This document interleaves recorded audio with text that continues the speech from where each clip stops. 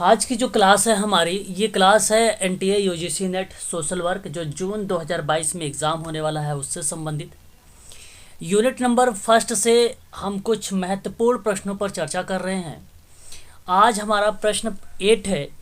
यहाँ पे अभिकथन और तर्क दिया हुआ है और अभिकथन आपको कह रहा है कि निःशक्त व्यक्ति सशक्तिकरण विभाग के पास समावेशी समाज के निर्माण का विज़न है। विज़न का मतलब दृष्टि। क्या ये बात आपको सही लग रही है कि निःशक्त व्यक्ति सशक्तिकरण विभाग के पास समावेशी समाज के निर्माण का विज़न है? सही है ये? ज़रा एक बार मुझे बताएं। आप लोग भी कमेंट करें या आप बोल के भी बता सकते हैं। आप सभी लोग, आपके बात जो है आवाज़ भी आ रही है और कमेंट भी करेंगे तो कमेंट भी मैं आपका सीन कर रहा हूँ।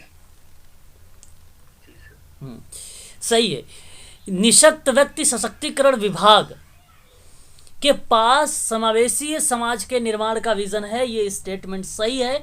मैं आपको बता दूं कि सामाजिक न्याय एवं अधिकारिता मंत्रालय का दिव्यांग जन सशक्तिकरण विभाग दिव्यांग व्यक्तियों जिनकी जनसंख्या वर्ष 2011 की जनगणना के अनुसार, अगर मैं बात करूं आप लोगों से, 2.68 करोड़। ठीक है, याद रखिएगा, जो देश की कुल जनसंख्या के 2.21% है। और सशक्तिकरण के लिए, सुगम बनाने के लिए ये पॉइंट समावेशी समाज के निर्माण का विजन है, इसलिए ये स्टेटमेंट सही है।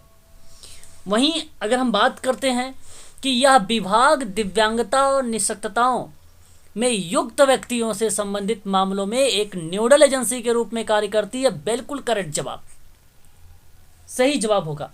और मैं आपको बता दूं कि ये जो आर है, ए की सही व्याख्या भी कर रहा है कि किस तरीके से सामाजिक न्याय और अधिकारिता मंत्रालय का दिव्यांग जन सशक्तिकरण विभाग, जहां दिव्यांग व्यक्तियों जिनकी जनसंख्या 2011 के अनुसार बताई गई, वो बेसिकली सशक्तिकरण से संबंधित था, समावेशी समाज के निर्माण से संबंधित था और ये एक न्यूडल एजेंसी के रूप में भी कार्य की है। तो व्याख्या भी है यहाँ पे। करेक्ट जवाब ऑप्शन नंबर ए करेक्ट माना जाएगा। याद रखेंगे आप सभी लोग। आगे हम बात करते हैं क्वेश्चन नंबर 9 के बारे में। प्रश्न हमारे सामने है कि घरेलू हिंसा में महिलाओं के सुरक्षा अधिनियम वर्ष 2005 के अंतर्गत निम्नलिखित में से कौन सा कृत्य घरेलू हिंसा की श्रेणी में आता है? देखिए प्रश्न कितना अच्छा प्रश्न है। और प्रश्न में केवल एक पॉइंट याद रखना आप लोग, घरेलू हिंसा अधिनियम 2005। और आप भली भांति तरीके से जानते हैं इस अधिनियम के बारे में। आर्थिक दुर्व्यवहार जी, कनिका मैडम करें जी। और वहाँ पे आर्थिक दुर्व्यवहार क्वेश्चन नंबर 9 का जवाब भी आया है। ठीक है, ठीक है नेहा जी।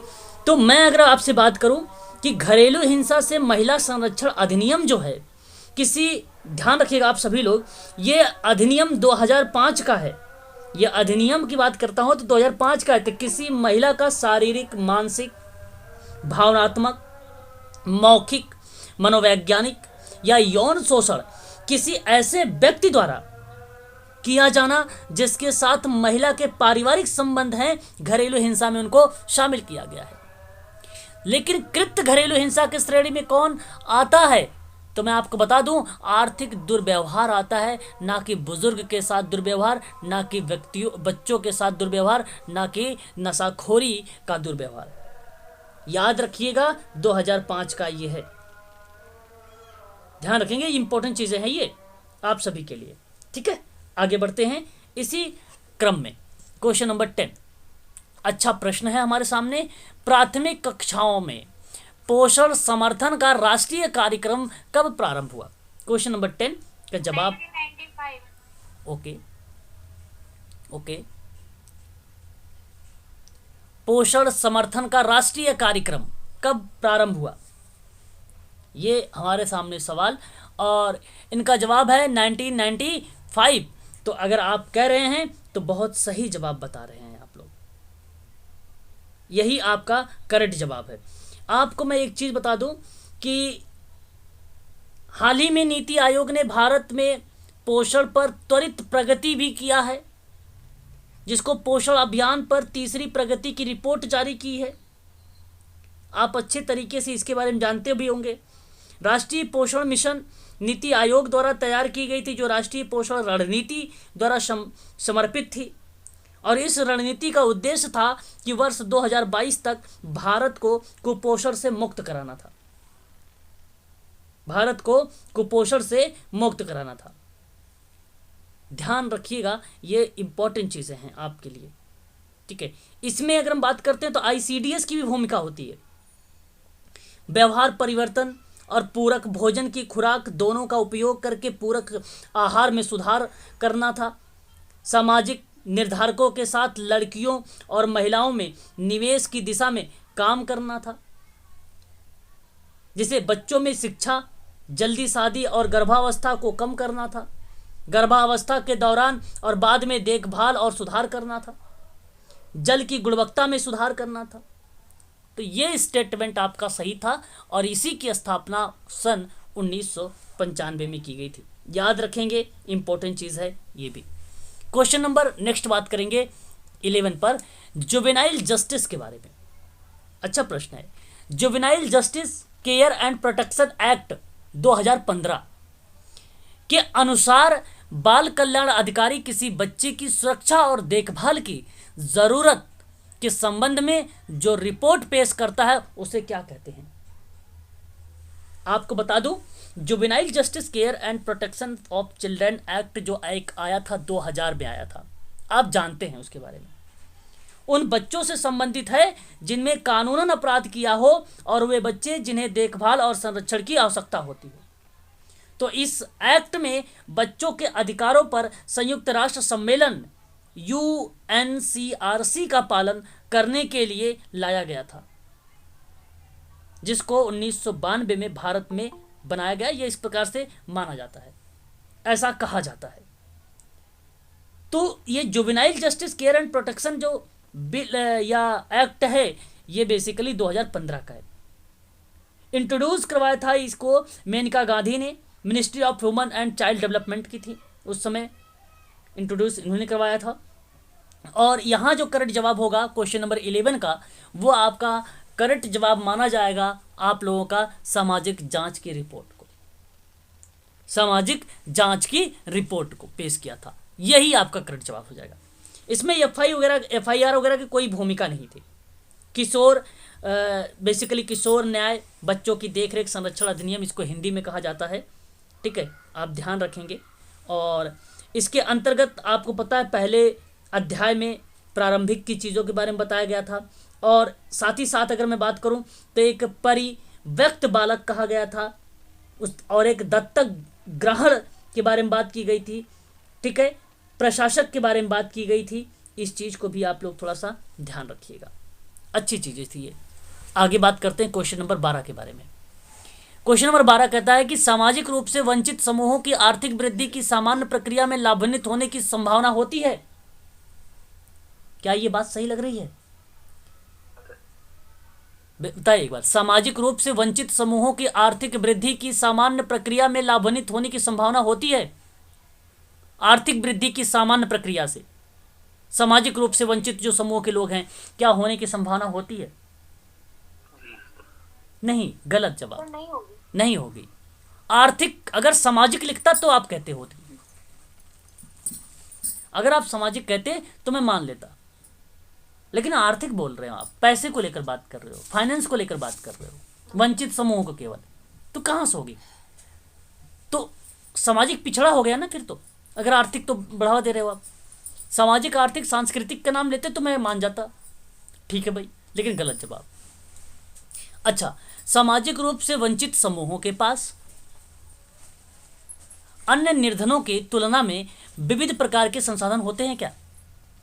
देखो, सामाजिक रूप से वंचित जो समूह के पास अन्य निर्धन लोग हैं, क्या उनके तुलना में विविध प्रकार के संसाधन होते हैं? बिल्कुल नहीं होती है, इसलिए आपका यहाँ पे जवाब है कोई दिया ही नहीं क्या? यार दोनों गलत है।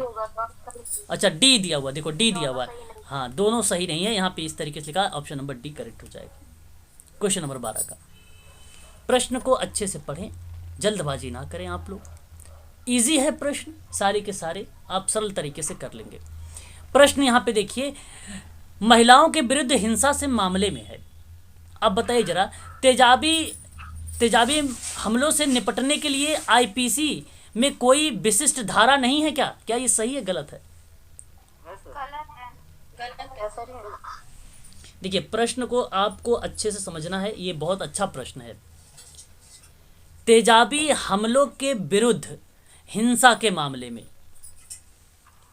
आपको मैं बता दूं, आप भली भांति तरीके से जानते हैं कि यौन हमला और तेजाब फेंके जाने की घटना के बारे में आपने बहुत सारी चीज़ें जो है सुना भी होगा, आपको अच्छे तरीके से मालूम भी होगा यहाँ पर।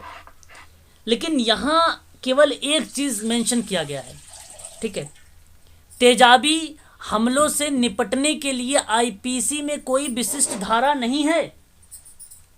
है कितना है? 326 सर। धारा 326 और 326 जी,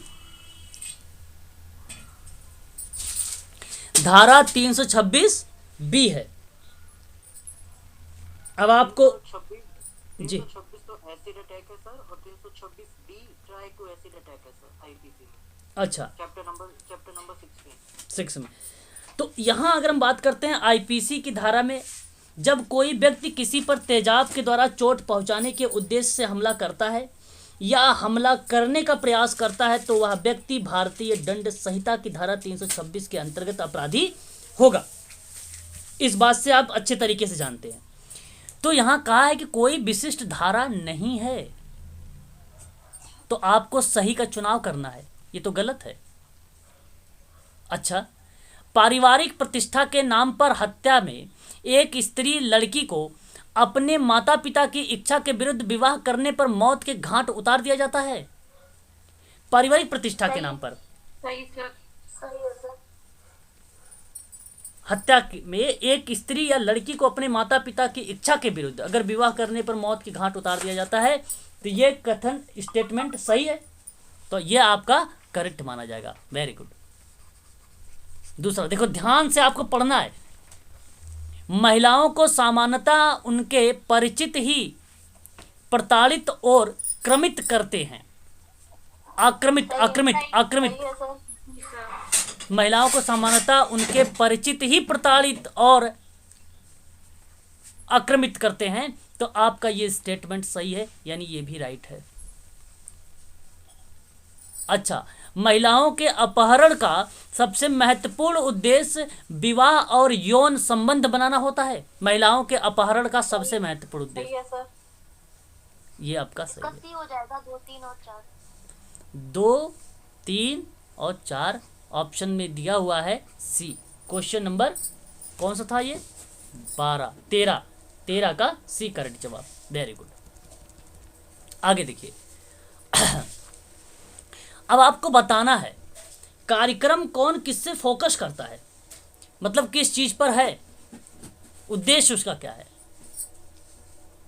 आयुष कार्यक्रम आपने सुना होगा, और जो आयुष कार्यक्रम है राष्ट्रीय आयुष मिशन के नाम से भी जाना जाता है इसे, है ना, आपको अच्छे तरीके से पता होगा, आप जानते, ये स्वास्थ्य से संबंधित है। जी सर। बिल्कुल, वेरी गुड। और मैं आपको बता दूं, आयुष चिकित्सा अधिकारी यह इस कार्यक्रम के तहत स्वास्थ्य योजनाओं को भी क्रियान्वित भी करते हैं, इसको जो है क्रियान्वित। और मैं बता दूं आपको, सितंबर 2014 में स्वास्थ्य और परिवार कल्याण मंत्रालय के तहत आयुष विभाग द्वारा 12वीं योजना के दौरान राज्य और केंद्र शासित प्रदेशों के माध्यम से क्रियान्वयन के लिए ये शुरुआत किया गया था। वर्तमान में इसे आयुष मंत्रालय द्वारा लागू किया गया है। ध्यान रखिएगा, ये थोड़ा सा आपके लिए इम्पोर्टेंट था, है ना, इसको आप अच्छे से समझ के रखिएगा आप सभी लोग। अब बात कर लेते हैं, यहाँ पे बात है नाकों का। नाकों का पूरा नाम बताए कोई मुझे जी। एड्स, हाँ, जिसे नेशनल एड्स कंट्रोल ऑर्गेनाइजेशन। और मैं आपको बता दूं, ये बात है सन 1992 की। वेरी गुड, शाबाश। न्यू दिल्ली में पेरेंट्स ऑर्गेनाइजेशन के माध्यम से, ministry of health and family welfare के माध्यम से इसको किया गया था। और ये मैच कर जाता है आपको 8 से। आगे अगर हम बात करते हैं यहाँ पर नीति के बारे में, आपने नीति का नाम भी सुना होगा, प्लानिंग। नियोजन। नीति में अगर हम बात करते हैं तो नेशनल, आप इसी तरीके से लिखते हैं नीति, national institute for transforming India, और 1 जनवरी 2015 को इस नीति को जो है बेसिकली लाया गया था। तो ये आपका जो भूमिका निभाता है ये कहीं ना कहीं नियोजन से प्रक्रिया पे निभाता है। अब आपके सामने नेक्स्ट एक लास्ट पॉइंट है, आप ध्यान से इसको सुनिएगा, ये प्रश्न एग्जाम में भी बनकर पूछा भी जाता है। तो आप जरा मुझे बताइए, PMKVY प्रधानमंत्री कौशल योजना, वेरी गुड, यह योजना लाई कब गई थी? तो 2015 में इसको प्रमोट किया गया था, लॉन्च किया गया था, इनकरेज किया गया था। ऑप्शन नंबर आपका 2015। अच्छा अब बताइए जरा ऑप्शन कौन सा करेक्ट होगा आपका? ए। क्वेश्चन नंबर हमारे सामने 14 का ऑप्शन नंबर ए करेक्ट हो जाएगा। ठीक है, ठीक। अब देखिए आप लोगों को मैं, 2015 में लाया गया था सर। जी सर, सर नीति भी सर 2015 में आया था सर। नीति, हाँ तो मैंने बताया तो 1 जनवरी 2015। कुछ दूसरा बोल दिया था क्या मैंने? 1 जनवरी नहीं सर, बस ये क्लियर जाना था। हाँ मैंने यही बताया था, 1 जनवरी 2015 को बताया था नीति आयोग। ठीक है, सर नाको 1992 में आया, और आयुष आयुष आयुष कार्यक्रम कब लाया गया था? कोई बताएगा मुझे? 2014। 14, हाँ 2014, ठीक है 2014 में। ठीक है चलो, 12वीं पंचवर्षीय योजना याद रखना, शायद मैंने 12वीं पंचवर्षीय योजना बताया था, 14 नहीं बताया था आप लोगों को, है ना शायद। चलो अच्छा, सितंबर 2014 में 12वीं पंचवर्षीय योजना के तहत सर आपने बताया था। ओके ओके ओके ओके, फिर वेरी गुड। क्वेश्चन नंबर 15 देखिए, यहाँ पे लिखा है OPG शनल डिफाइट विकार, जिसको हम लोग बोलते हैं जो है ओपोजिशनल।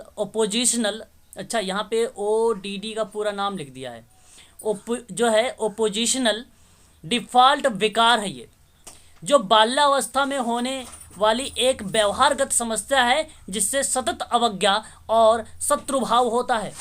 क्या ये सही लग रहा है आपको? बिल्कुल सही है, राइट है ये, हाँ ये राइट है।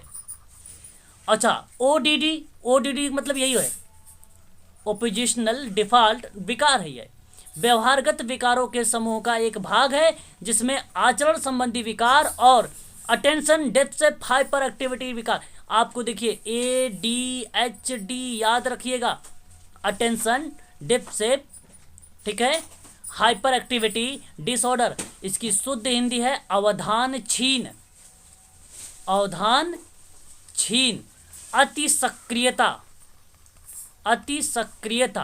विकार, इसकी शुद्ध हिंदी है।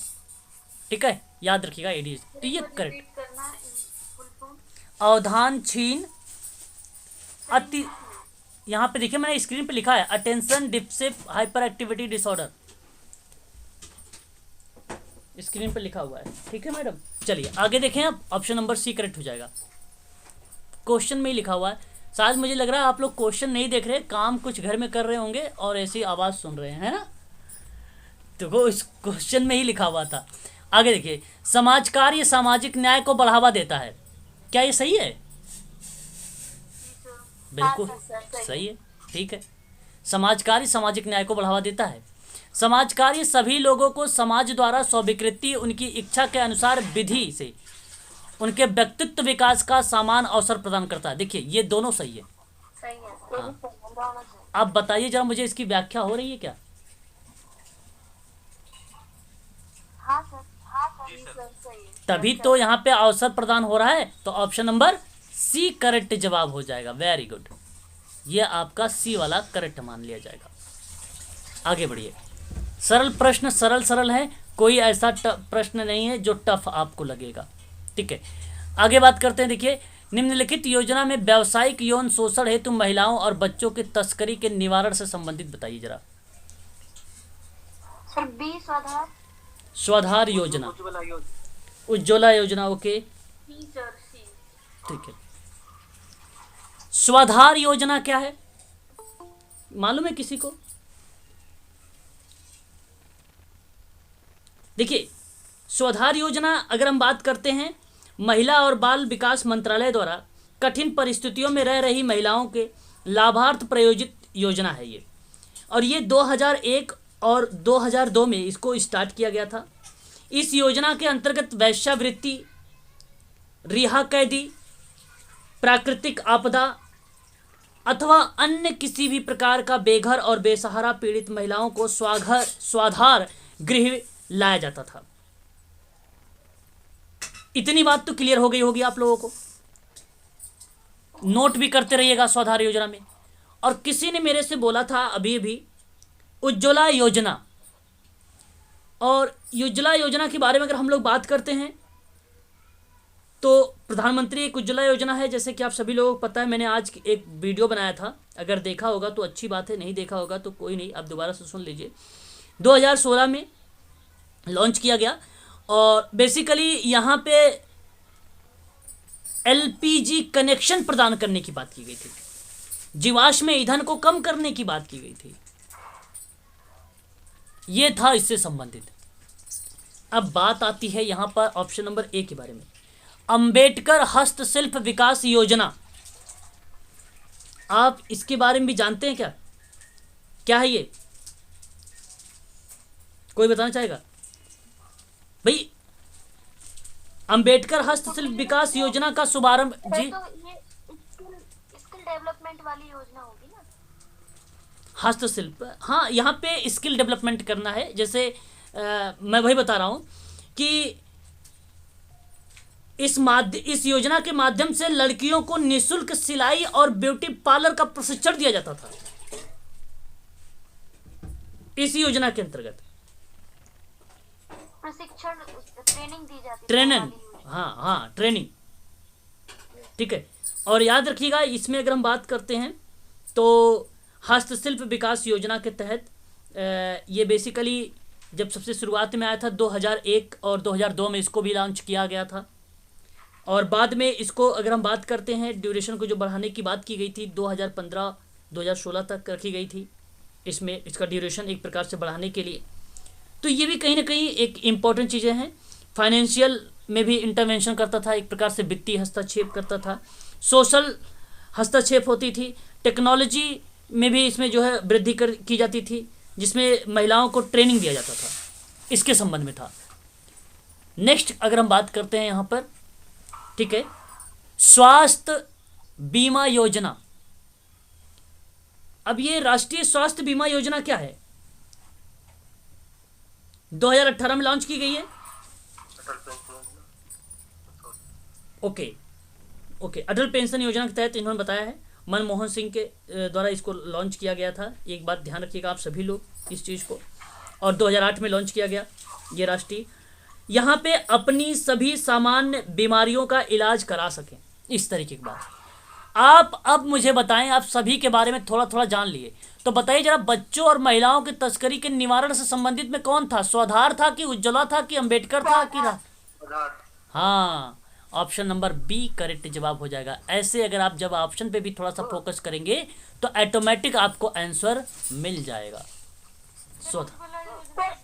जी, उज्ज्वला योजना जो 2007 वाली है, अवैध व्यापार वाली, तो उज्ज्वला योजना 2007 जी, तो हो रही है वो भी। नहीं, मैं नहीं समझा, फिर से समझाए। उज्ज्वला योजना 2007 जी, महिलाओं से संबंधित अवैध व्यापार को रोकने के लिए बनाई गई थी ना वो। देखो, प्रधानमंत्री उज्ज्वला योजना एक है, ठीक है, इस चीज को ध्यान रखिए। और एक आप जो बता रहे हैं उज्ज्वला योजना, उज्ज्वला योजना इससे संबंधित नहीं है जहां पे महिलाओं और बच्चों के तस्करी के निवारण में था। उज्ज्वला योजना 2007 का, ठीक है, याद रखिएगा, इससे संबंधित नहीं था वो एलईडी, हाँ, लाइट से था वो, शायद एलईडी लाइट्स, गरीबी रेखा से जो नीचे वाले थे उनके लिए था वो, ठीक है। जो आप बात कर रहे हैं बेसिकली एलपीजी वाला 2016 का था, जहां पे गरीब महिलाओं को मुफ्त एलपीजी गैस कनेक्शन मिलने की बात की गई थी। ये प्रधानमंत्री वाला था। अच्छा, प्रधानमंत्री उज्ज्वला योजना के बजाय अगर उज्ज्वला योजना आए तो आप प्रधानमंत्री उज्ज्वला योजना को सोचना, 2007 में नहीं जाने की जरूरत है आप लोगों को। प्रश्न आपके सामने 2016 का है, जुलाई का, और मई 2016 में शुरू किया गया था। तो सोचिए वही उज्ज्वला योजना यहां पर है। मेरी बात समझ रहे हैं आप? 2007 में मत जाइए रूपम मैम, शायद रूपम मैम ही बात कर रही थी, है ना? नहीं सर, नेहा। अच्छा नेहा जी, हाँ। सर मैंने तो स्वाधार ही बताया था, मैं सोच रही थी शायद कंफ्यूजन थोड़ा सा है। नहीं नहीं नहीं, यहाँ आपको कंफ्यूज होने की जरूरत नहीं है। आप देखिए जुलाई 2016 का पेपर में पूछा गया ये प्रश्न है। ये उज्ज्वला योजना आया है तो उज्ज्वला योजना का नाम ही प्रधानमंत्री उज्ज्वला योजना है। ये 1 जुलाई 2016 को लॉन्च किया गया था, उसी के बिहाफ पे ये प्रश्न पूछा गया था। यहाँ स्वाधार योजना को आप लोग लगाए टिक, यही आपका करेक्ट जवाब। क्वेश्चन नंबर 18 देखिए, किशोर न्याय अधिनियम 2016 के अनुसार विशेष गृह। क्वेश्चन नंबर 18 नंबर का बताएं। किशोर न्याय अधिनियम 2016 के अनुसार जी। ओके बच्चों के लिए। ओके ओके, सर कानून के विरुद्ध बच्चों के सही, लिए। कानून के विरुद्ध बच्चों के लिए। यहां देखिए इन्होंने सही जवाब दिया है।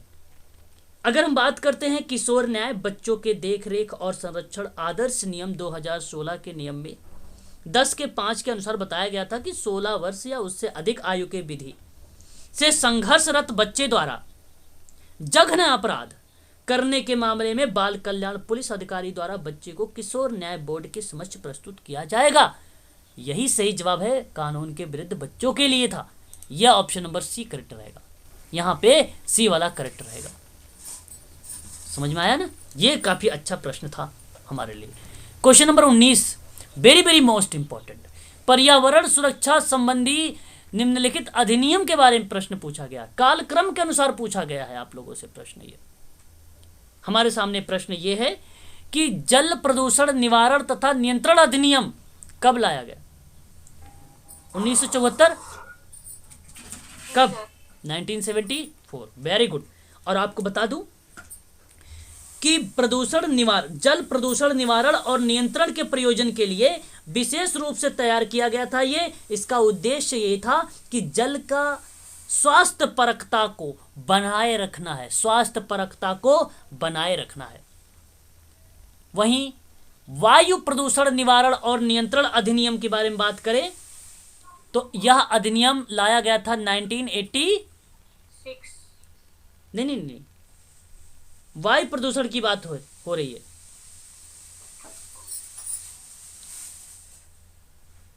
बताएं। 81। हाँ 81, शाबाश, ये आपका करेक्ट जवाब हो जाएगा यहाँ पे।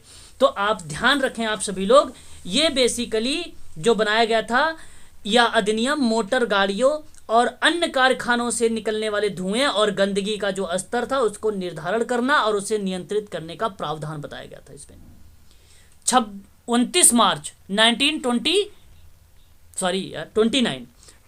मार्च 1981 को ये जो है लागू किया गया था। पारित भी अगर हम पारित हुआ था ये 29 मार्च को, जो लागू हुआ था वो 16 मई 1981 को। 2 डेट है, नोट कर लीजिए इस अधिनियम को लेकर, 2 डेट है। आगे बढ़िए। वन्य जीव संरक्षण अधिनियम 1972। ओके 1972, शाबाश। और आपको बता दूं ये वन्य जीव संरक्षण अधिनियम, इसका उद्देश्य यही था कि वन्य जीवों के अवैध शिकार और उसके अगर हम बात करें उसके खाल के व्यापार पर रोक लगाना, मांस के व्यापार पर रोक लगाना, इस तरीके की बात भारतीय वन्य जीव संरक्षण अधिनियम 1972 के अंतर्गत की गए थे। याद रखेंगे, इंपॉर्टेंट चीजें पे मैं बात कर रहा हूं आप लोगों से। वन संरक्षण अधिनियम 1980। Very good. और भी कोई बताना चाहेगा? 1975 है ना सर इसका? नहीं, और कोई? देखिए, अगर हम बात करते हैं वन संरक्षण अधिनियम को लेकर, तो ये बेसिकली एक था 1980 का। पहले मेरी बात को समझने की कोशिश करिएगा। ये एक्ट 1980 का था, जो पार्लियामेंट ऑफ इंडिया के माध्यम से ये इसको जो है 25 अक्टूबर 1980 को जो है लॉन्च किया गया था। एक बात तो ये तय हो गई कि आपको पता हो चुका है कि जो वन संरक्षण अधिनियम था 1980 का था। इस बात से आप लोग सहमत भी होंगे और आप लोगों को ये पता चल चुका है। लेकिन फिर उसके बाद इस अधिनियम में संशोधन किए गए 1986 में, जहां पे मुख्य उद्देश्य बनाया गया कि पर्यावरण की सुरक्षा और सुधार और उसमें जुड़े मामलों के लिए प्रदान किया गया। और ये बेसिकली भारत की जो संसद के द्वारा वन्य जीव संरक्षण अधिनियम था, जहां पर एक जो पौधों और जानवरों को प्रजातियों के संरक्षण के अधिनियमित के बारे में बनाया गया था, वो उसी के आधार पर इसको लॉन्च किया गया था, जिसमें बताया गया कि वन को सुरक्षा का उपाय आवासीय इकाइयों सहित 250 वर्ग मीटर के क्षेत्र में संरचनाओं का निर्माण का अधिकार देता था, सन 1980। अब इसको आप क्रम में लगाइए, फटाफट क्रम में लगाइए।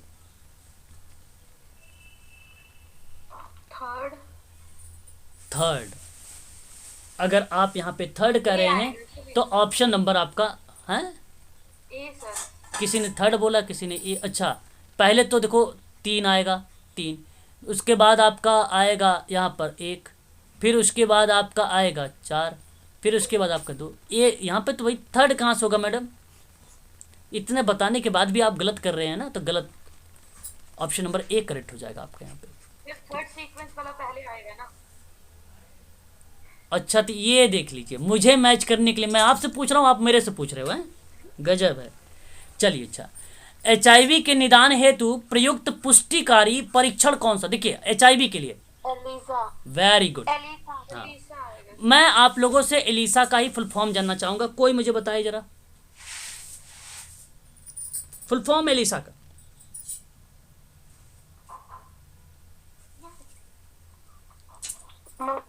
एंजाइम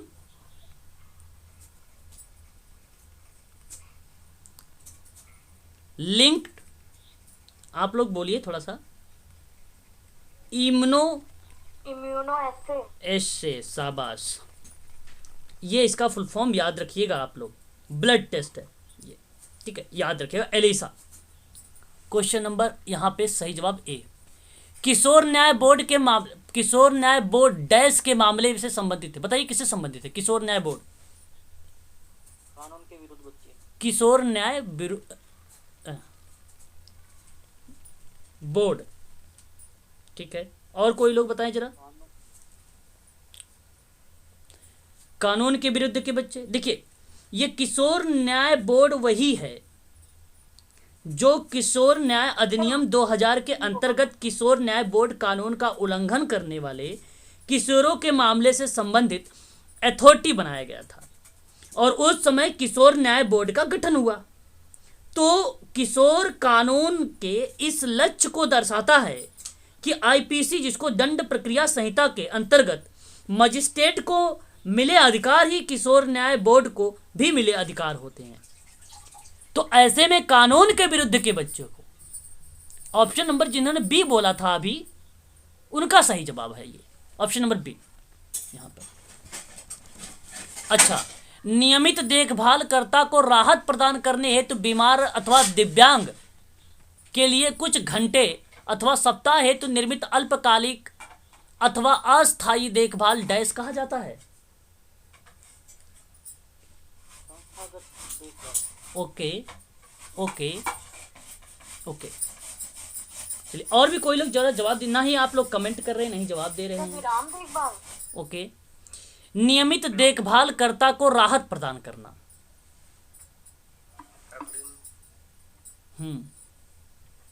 अग्रिम देखभाल नहीं होगा, विराम देखभाल कहलाता है वो। विराम ही होगा इसका। हाँ, विराम ही देखभाल होगा। अल्पकालिक अथवा अस्थायी देखभाल विराम देखभाल होता है। ये बात बेसिकली नियमित देखभालकर्ता के लिए होता है, जहां कुछ घंटे सप्ताह निर्मित। अब ऐसे प्रश्न ना आए तो आप सोचिए हॉस्पिटल वगैरह के बारे में थोड़ा सा, अल्पकालिक समय के लिए, अस्थायी का क्या मतलब होता है, मीनिंग निकालिए। तो उस समय के लिए अगर हम बात करते हैं या घंटे या सप्ताह के लिए बात करते हैं तो वो विराम देखभाल ही होता है, अग्रिम देखभाल नहीं होता है ना। ऑप्शन आपका बी करेक्ट रहेगा। अच्छा, ये जम्मू कश्मीर का नाम सुना होगा आप लोगों ने, है ना? जी सर। हाँ, बताइए जरा, अर्ध विधवा पद, अर्ध विधवा पद किस प्रकार समझा जाता है? Option A. Option A, okay. और भी कोई लोग जरा अपने विचार को रिप्रेजेंट करें। ये होगा सर। ए, ठीक है। अगर हम बात कर रहे हैं 23 के बारे में, तो वे महिलाएं जिनके पति गायब हैं परंतु उन्हें मृत घोषित नहीं किया जाता। और ये अर्ध विधवा पद कहाँ पर होता है, या ये शब्द कहाँ संचालित हुआ है, कहाँ पर इसको जो बेसिकली जो है हम जानते हैं ये शब्द यूज किया जाता है? कहाँ? जम्मू कश्मीर। जम्मू कश्मीर। किसी ने बोला जम्मू कश्मीर, वेरी गुड, यही करेक्ट जवाब है, जम्मू कश्मीर राज्य। Option number A correct. बाल पंचायत अथवा बच्चों की संसद यूनिसेफ का प्रयास है तथा यह ग्राम पंचायत की अवधारणा के प्रतिमान पर तैयार किया गया है। क्वेश्चन नंबर 24, क्या सही है कि बाल पंचायत अथवा बच्चों के संसद देखो, बच्चों के लिए तो यूनिसेफ का प्रयास है, ये बात सही है, आप जानते हैं। ग्राम पंचायत की अवधारणा का प्रतिमान को तैयार भी किया, ये भी सत्य है, आपका ये स्टेटमेंट सत्य है, पहली बात। दूसरी, कारण, जिन मुद्दों पर बच्चों पर प्रभाव पड़ता है अथवा व्यापक रूप से जिनका समाज पर प्रभाव पड़ता है उनमें बच्चों की भागीदारी पर बाल पंचायत का गठन द्वारा बल दिया गया है।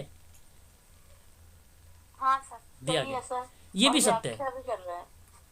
मैं बताऊं, दोनों सही। व्याख्या का यहाँ पे तो बात सही कह रहे थे, आपकी व्याख्या भी हो रही है, लेकिन व्याख्या यहाँ पे ऑप्शन में नहीं है, इसलिए ऑप्शन नंबर आपका पहला वाला करेक्ट रहेगा, ए आर दोनों सही है यहाँ पे। देखिए, जिन मुद्दों पर बच्चों का प्रभाव पड़ता है वो व्यापक रूप से जिनका समाज पर प्रभाव पड़ता है। तो एक उन्होंने मुद्दा बनाया। अब ये प्रश्न अप्लाइड टाइप के हैं, ऐसे में हम जैसे तर्क वितर्क नहीं करते हैं। अभी हम तर्क कर सकते हैं, जैसे यूपी का चुनाव है और हिजाब का मुद्दा न कर्नाटक में उठा हुआ है ना, आप लोगों ने न्यूज़ तो देखते ही होंगे, आपको पता होगा। तो एक प्रकार से ऐसे में जब कोई चीज़ें चलती रहती है ना, तो वहाँ पे समाज पर प्रभाव पड़ता है, वो प्रभाव पड़ेगा, भले वो कर्नाटक में हो रहा है लेकिन प्रभाव पड़ेगा उत्तर प्रदेश में। इस बात से सहमत होंगे आप सभी लोग। ऑप्शन नंबर आपका यहाँ पे ए वाला करेक्ट हो जाएगा। क्वेश्चन नंबर अगर हम बात करें 25 के बारे में, कि सशक्तिकरण से विकास और आत्मनिर्भरता आती है, क्या बात सत्य है ये? सही है सर। चलो फिर तो ठीक है, हम भी सही मानते हैं इसको सत्य। भारत में अनेक व्यक्ति सशक्त नहीं हैं। देखिए, सही है सर, ये भी। हाँ ये भी सही है, भारत में अनेक व्यक्ति सशक्त नहीं हैं। अभी चले जाइए आप सर्वे करने, तो विभिन्न प्रकार के लोग मिलेंगे, सोचेंगे अगर पैसे मिल रहे हैं फॉर्म भरने के, तो वो बताएंगे उनके घर में अगर 8,000 महीने आता होगा तो कहेंगे 4,000 आता है सर, क्योंकि पैसे मिलेंगे, क्योंकि आप सर्वे कर रहे हैं, उन्हें ये भी नहीं पता। तो वहाँ अपने आप को सशक्त नहीं बताते हैं वो, ऐसा हम नॉर्मली देखते हैं ये। और कुछ ऐसे मलिन बस्ती में लोग भी हैं जिनके पास शाम को खाने के लिए रोटी नहीं मिलती है ना, ऐसे लोग भी हैं भारत में अपने। तो ये बात सत्य है, आपका दोनों का दोनों स्टेटमेंट सत्य है। यहाँ पर ऑप्शन नंबर ए आपका करेक्ट जवाब हो जाएगा। क्वेश्चन नंबर 26, परिवार में कार्य करने से समाज कार्य व्यवहार में सहायता मिलती, क्या बात सत्य है ये? कि परिवार में अगर कार्य करने पर समाज कार्य का व्यवहार में सहायता मिलती है? बिल्कुल सही है, सत्य है ये।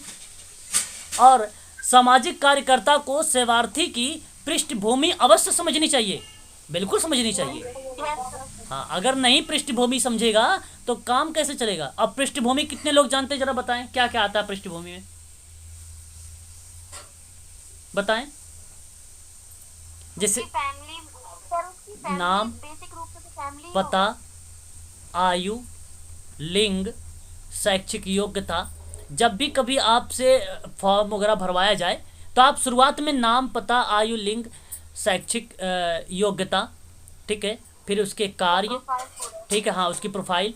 फिर आप जब आगे बढ़ते हैं तो आप परिवार में, जैसे अभी किसी ने बोला कि परिवार के इतिहास, तो फैमिली की हिस्ट्री, तो वहाँ पे कैटेगरी चार्ट बनता है जिसको आप वेन डायग्राम से आप उसको रिप्रेजेंट करते हैं, मैंने बताया भी है ठीक है, कि फीमेल ऐसे बनता है, मेल ऐसे बनता है, ठीक है, और जुड़वा बच्चे इस तरीके से होते हैं। मैंने आप लोगों को पढ़ाया भी है, बताया भी है, हैं तो जीनोग्राम सर। हाँ, जेनोग्राम, जेनोग्राम को भी वेन डायग्राम के माध्यम से हम इसको रिप्रेजेंट करते हैं। जीनोग्राम, वेरी गुड, शाबाश, जेनोग्राम, ठीक है, ये चीज़ों को भी रिप्रेजेंट करते हैं यहाँ पे। इतिहास, प्रीनेटल, पोस्टनेटल, नियोनेटल, ठीक है, और स्कूल का इतिहास, कॉलेज का इतिहास, ये सभी चीज़ें आप लोगों को ध्यान रखना पड़ेगा क्योंकि आप सोशल वर्कर हैं। ये सारी चीज़ें याद रखें। ऑप्शन नंबर आपको बताऊं अगर मैं, तो देखिए, परिवार में कार्य करने के लिए समाज कार्य का व्यवहार सहायता तब मिलेगी जब उसको सामाजिक पृष्ठभूमि उसकी जानकारी होगी। तो ऑप्शन नंबर सी करेक्ट होगा। यहाँ पर व्याख्या सही है, यहाँ पर आपका व्याख्या वाला सही है। अच्छा बताइए जरा, संकट के समय टोल फ्री हेल्पलाइन नंबर 1098 किस वर्ग व्यक्तियों की सहायता करता है? 109 बच्चे है या महिला? बच्चे। ओके, संकट के समय टोल फ्री हेल्पलाइन नंबर 1098 किससे संबंधित है? महिला, बच्चे? बच्चों से संबंधित है। 10 वेरी गुड, शाबाश, बस चाइल्ड। अच्छा, आपने एक प्रश्न हमेशा यहाँ से आता रहता है, हमेशा पूछ लिया जाता है। Child line India foundation Bharat में एक गैर सरकारी संगठन है जो संकट में बच्चों के लिए चाइल्ड लाइन नामक एक टोल फ्री हेल्पलाइन संचालित करता है। 1098 या बच्चों के लिए भारत में नहीं, भारत की पहली 24 घंटे की टोल फ्री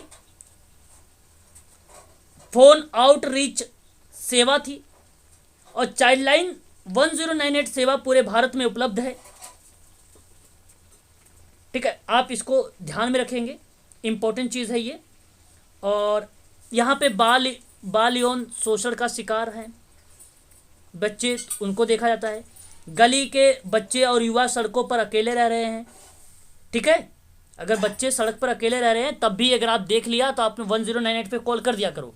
एक बच्चा अकेला घूम रहा है भाई, इसको पकड़ के ले जाओ, है ना।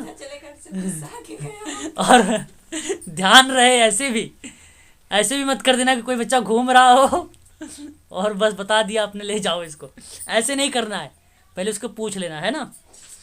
बाल मजदूर, असंगठित और संगठित क्षेत्रों में काम कर रहे जो बच्चे हैं उसको, घरेलू परिवार और स्कूल और संस्थानों में शारीरिक और यौन भावनात्मक शोषण से प्रभावित जो बच्चे हैं वो, देह व्यापार के जो शिकार बच्चे हैं वो, बाल तस्करी के जो शिकार वाले बच्चे आते हैं उनको भी, और गुमनाम बच्चे जैसे गुम वाले बच्चे, ठीक है, ये इन बच्चों को आप कॉल करके बुला लेना। ठीक है, कानून के विरोध में बच्चे जो हैं उनको, संस्थानों में बच्चे जो हैं उनसे भी संबंधित, मानसिक रूप से जो विक्षिप्त बच्चे हैं जिसको दिव्यांग बोलते हैं आप लोग या मंदता बोलते हैं आप लोग, है ना। HIV एड्स से संक्रमित बच्चे, बहुत सारी ऐसी चीज़ें आती हैं हमें देखने को मिल जाती है, तो आप लोग इसको ध्यान में रखेंगे, ठीक है ना, भूलना नहीं आप सभी लोग। चलिए आगे। अच्छा, चाइल्ड लाइन एक बेसिकली आप लोगों ने नाम सुना होगा, ज़ीरो करके अभी UGC में जो है, नाम मुझे नहीं आ रहा है, उनका नाम था ज़ीरो हाँ, जीरो बिल्बेरिया करके। आप ये भी नाम ध्यान रखना आप सभी लोग कि इसकी स्थापना में इनकी एक अहम भूमिका रही है। ज़ीरो बिलिमोरिया नाम है, ज़ीरो हाँ, ज़ीरो ऐसे नाम होता है, देखो, ज़ीरो बिलिमोरिया नामक एक प्रायोगिक परियोजना था, उसके रूप में इन्होंने स्थापित किया था। और ध्यान रखिएगा कि बाल कल्याण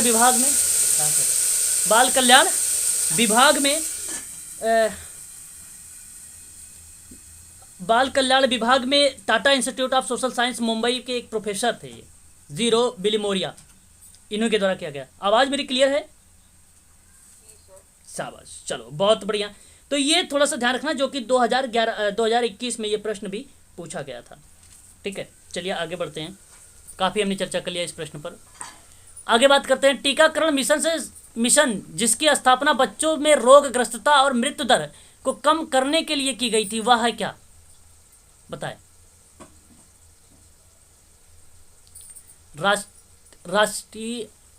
राष्ट्रीय ध्यान रखिएगा, राष्ट्रीय प्रौद्योगिकी मिशन। अब आपको मालूम होना चाहिए राष्ट्रीय प्रौद्योगिकी मिशन में भी कुछ बातें हैं। ये एक प्रकार से पहल की गई थी कार्यक्रम के माध्यम से, है ना। ध्यान रखिएगा आप सभी लोग प्रौद्योगिकी मिशन को लेकर। और ये बेसिकली अगर हम बात करते हैं ना, इस मिशन में जो है ज़्यादातर अगर हम बात करते हैं तो बेसिकली बच्चों के रोगग्रस्त वाले या मृत्यु दर वाले जो बच्चे, उनकी दर, उनको उन्मूलन करना, यानी उनकी मृत्यु दर को कम करना है, बच्चों की रोग के जो है समाप्त करना है टीकाकरण के लिए। तो ये बेसिकली यहाँ पे अगर हम बात करते हैं, इसका करेक्ट जवाब जो होगा ऑप्शन नंबर आपका पहला वाला ही करेक्ट माना जाएगा, प्रौद्योगिकी मिशन वाला। जी मैडम क्या बोल रहे हैं, फिर से बोलो। सर ये पूछ रही थी। प्रौद्योगिकी मिशन का वर्ष, जी sir. Okay okay okay okay. ये देखिए अभी मुझे भी याद नहीं आ रहा कि राष्ट्रीय प्रौद्योगिकी मिशन कब ये लॉन्च किया गया था, लेकिन ये साइंस यानी विज्ञान और प्रौद्योगिकी, किसी को अगर मालूम है तो आप मुझे ज़रा बताएंगे, किसी को भी अगर पता है प्रौद्योगिकी मिशन ये आया कब था।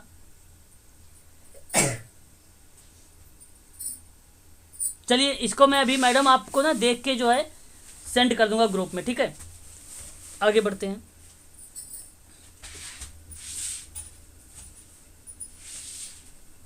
ठीक है, 2007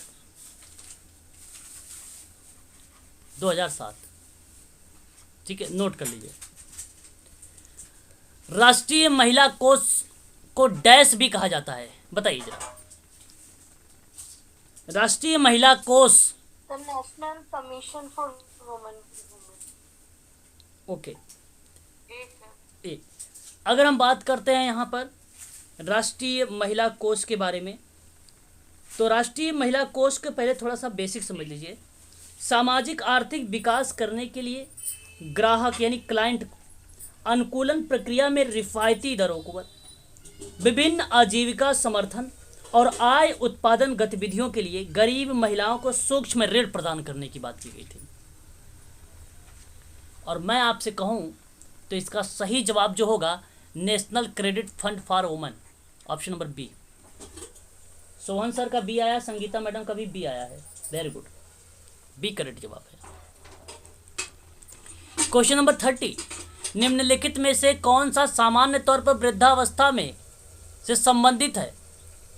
अल्जाइमर, ओके, बी, शाबाश। भारत के संविधान का अनुच्छेद 275 डैश से विशेष अनुदान उपलब्ध कराता है, बताइए जरा।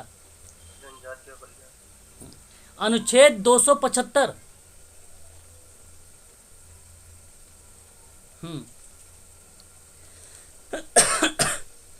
भाई अनुदान राशि राज्यों के अनुसार अलग अलग भी हो सकती है। गरीब राज्यों को अनुदान राशि ज़्यादा भी दी जाती है। केंद्र और राज्य में सहायक अनुदान दिए जाने के लिए प्रावधान की बात की गई है। तो इस हिसाब से क्वेश्चन नंबर 31 का सही जवाब जनजातीय कल्याण, ऑप्शन नंबर सी। अच्छा देखिए, ये मैंने इस क्वेश्चन को करवा रखा है। बालिकाओं के उत्तरजीविका संरक्षण और सशक्तिकरण को वर्ष 2015 में भारत सरकार द्वारा निम्नलिखित में से किस योजना के माध्यम से सुनिश्चित किया जा रहा है। क्वेश्चन नंबर 32, बेटी, देखिए बेटी बचाओ बेटी पढ़ाओ योजना, आपको अच्छे से मालूम होगा इस योजना के बारे में, है ना। और ये आप जानते होंगे भी कि 2015 में इसको लॉन्च भी किया गया था, 22 जनवरी 2015 में। समाज में जो होने वाला नकारात्मक रवैया था उसके प्रति जागरूकता फैलाना और भविष्य को अच्छा बनाना और उसके कल्याण के लिए तमाम योजनाओं को भी शुरुआत करके क्रियान्वित किया गया था। तो ये उसी से संबंधित है, ऑप्शन नंबर बी से ही। सर बी होगा, बेटी बचाओ बेटी। हाँ हाँ बिल्कुल बिल्कुल यही सही होगा, यही करेक्ट जवाब है। अभी देखिए मैंने लास्ट में आप लोगों से पढ़ाया भी था निःशक्त व्यक्ति, जिसको हम PWD कहते हैं, समान अधिकार समान अवसर अधिकारों का संरक्षण और पूर्ण भागीदारी, इसका पूरा नाम है PWD का। अधिनियम 1995 यह सुनिश्चित करता है कि समुचित सरकार और अस्थायी प्राधिकार, प्राधिकरण का मतलब होता है अथॉरिटी, है ना, और आर्थिक क्षमता और विकास के भीतर निम्नलिखित में से किसका उपलब्ध कराएगी, मतलब किसका उपबंध करेगी। क्या दृष्टि बाधित या दृष्टि बाधा से ग्रसित व्यक्तियों के लिए सार्वजनिक सड़कों की लाल बत्तियों से श्रवण सिग्नल, जिसको हम बोलते हैं सिग्नल के बारे में कि ऑडिटरी सिग्नल स्थापित करना, क्या ये सही है स्टेटमेंट? बिल्कुल सही है, सत्य है, ये सत्य है। अच्छा, व्हील चेयर का उपयोग करने वाले के लिए पैदल मार्गों पर तीव्र मोड़ एवं ढलान को कम करना होता है। हाँ सर। व्हील चेयर का उपयोग, देखो, व्हील चेयर का उपयोग करने वाले के लिए पैदल मार्गों पर तीव्र मोड़ और ढलान को कम करना होता है, ये भी सत्य है। ठीक है। सार्वजनिक भवनों में शौचालय की बात किया जाए तो सत्य है। दृष्टि बाधा से ग्रस्त व्यक्तियों के लिए जेब्रा क्रॉसिंग के धरातल पर उत्कीर्णन। अच्छा देखिए, जो दृष्टि बाधित से ग्रसित व्यक्ति हैं उनके लिए जेब्रा क्रॉसिंग के धरातल, धरातल मतलब जमीन पर, उत्कीर्णन से संचालित है। यहाँ पे देखिए ऑप्शन में, ये प्रश्न में किसी ऑप्शन में दिया ही नहीं है 1 2 3 और ना ही 4, ना ही ऑल। मेरे हिसाब से इस प्रश्न का जवाब ऑप्शन नंबर डी होना चाहिए था, जो ऑल होता। प्रश्न यहाँ पे गलत है। ठीक है, ये प्रश्न का ऑप्शन गलत है, प्रश्न सही है, ऑप्शन यहाँ पर गलत है। यूजीसी हमेशा प्रश्नों में भी गलती करता रहता है, याद रखेंगे इस चीज़ को भी आप लोग। ठीक है, क्वेश्चन नंबर 34, पूरे विश्व में बच्चों के साथ भेदभाव किया जाता है और वे दुर्व्यवहार की अपेक्षा के शिकार होते हैं, क्या ये सही है? सही है सर। चलो सही है। ठीक है, फिर आगे बात, किसी भी दिए गए समाज में बच्चों के पालन पोषण की प्रथाएं बच्चों की दशाओं को निर्धारित करती है, क्या सही है? सही है। सही है, ये भी सही है, ये भी सही है। क्या व्याख्या हो रही है यहाँ पे? कहाँ व्याख्या हो रही है? नहीं हो रही है, क्योंकि यहाँ देखो पूरे विश्व के बच्चों के साथ भेदभाव हो रही है। यहाँ समाज में बच्चों के पालन पोषण के प्रथाएं बच्चों की दशाओं पर निर्धारित है, ये आपका व्याख्या ही नहीं कर रहा है, इसलिए आपका ऑप्शन नंबर ए सही होगा। ए आर दोनों सही है, यही आपका करेक्ट रहेगा, ऑप्शन नंबर ए। आज के लिए इतना ही रखिए आप लोग, और ये जितने प्रश्न बचे हैं मैं अभी आपको PDF दे देता हूँ, आप करना। नहीं समझ में आएगा तो मुझसे पूछ लेना, मैं उत्तर बता दूंगा। नीचे आपका जो है, जो चीज़ें नहीं समझ में आएगी आप मेरे से पूछ लेना, ठीक है ना, मैं आपको बता दूंगा। कल मैं स्टार्ट करूंगा यूनिट नंबर 2। ठीक है, हम लोगों ने बहुत सारे क्वेश्चन कर लिए हैं। ठीक है, हम लोगों ने बहुत सारे ऐसे क्वेश्चन कर रखे हैं। बाकी मैं क्वेश्चन की जब समय आएगा मॉक टेस्ट वगैरह, तो और भी मॉक टेस्ट मैं करवाऊँगा। ठीक है ना।